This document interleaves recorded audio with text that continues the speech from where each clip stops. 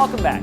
Kandee G is a talk show host, an author, a speaker, and the founder of Nothing But Good News. And after you hear her speak, you'll feel like you can do anything. Here she is.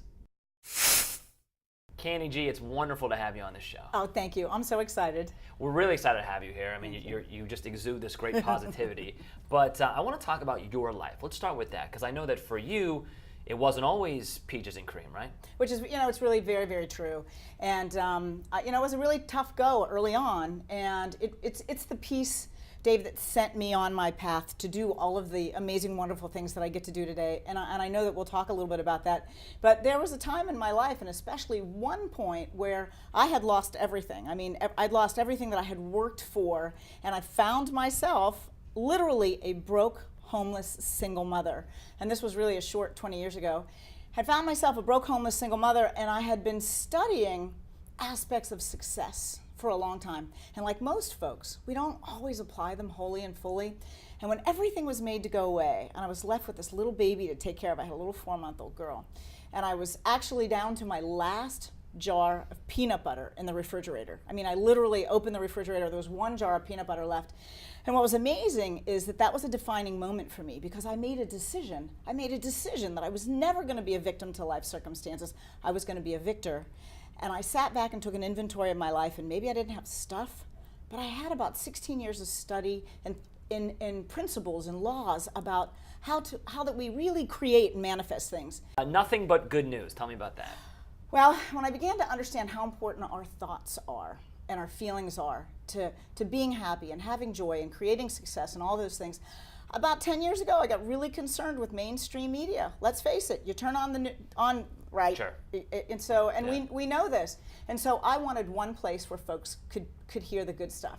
And Nothing But Good News Radio was born 10 years ago, and I've now been on the air 4 different stations, 10 years.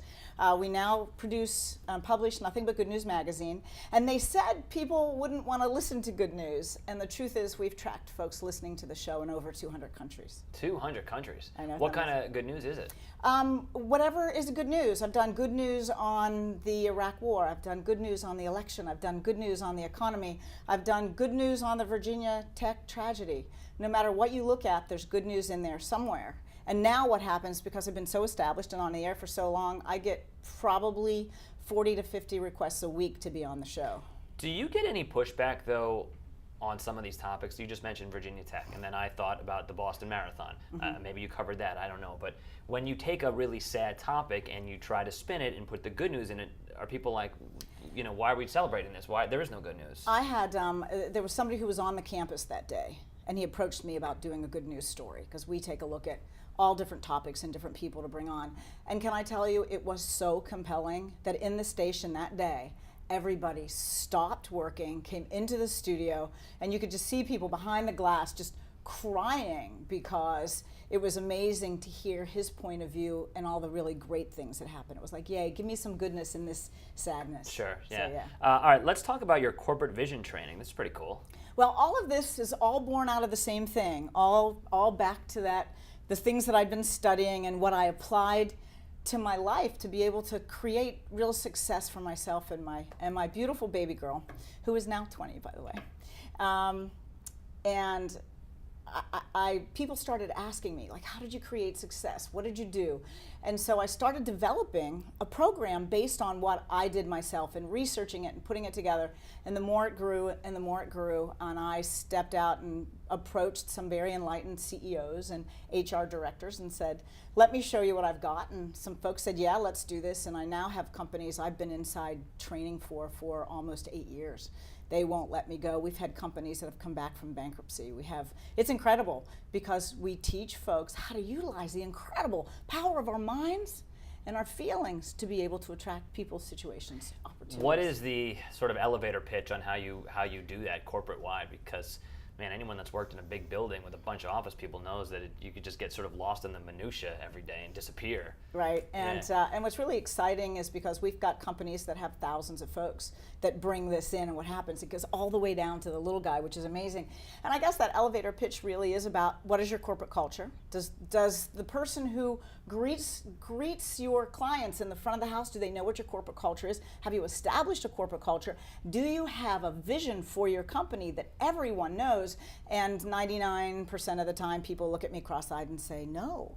And so that I'll come in and show them what I do, and then, like I said, the folks that are very enlightened and want to create that ideal workplace and want to be able to have, again, a bigger vision of themselves and to be able to share it with all their employees, those are the ones that ask us to come in. So the ideal workplace, what is that like? Twister all day and 3-hour lunches, go home at 2 p.m.? Absolutely not. No? No. Man, I was hoping you were going to say yes to that. No, the ideal workplace is having folks that realize that every single person counts.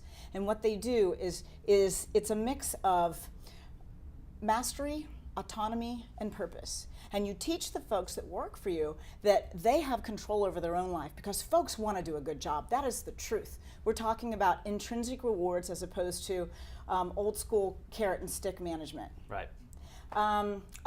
Autonomy, being able to do things on their own without people standing over their head, and purpose, allowing folks to know that they're part of something bigger. Sure. And those are the things that we're finding today really, really make an extraordinary difference in the workplace. Okay, and the last thing is I want to ask you about your book. I know that some of what we talked about is contained in here, right? Very much. The book, it's titled Now Boarding, Next Stop, Your Remarkable Life, and it's geared for the individual, but it does contain a lot of the things that we teach inside the Corporate Vision Program, but it's to help folks understand how to create a vision for their own life, and then how to stay incredibly on track so that those things really do begin to show up and manifest for you.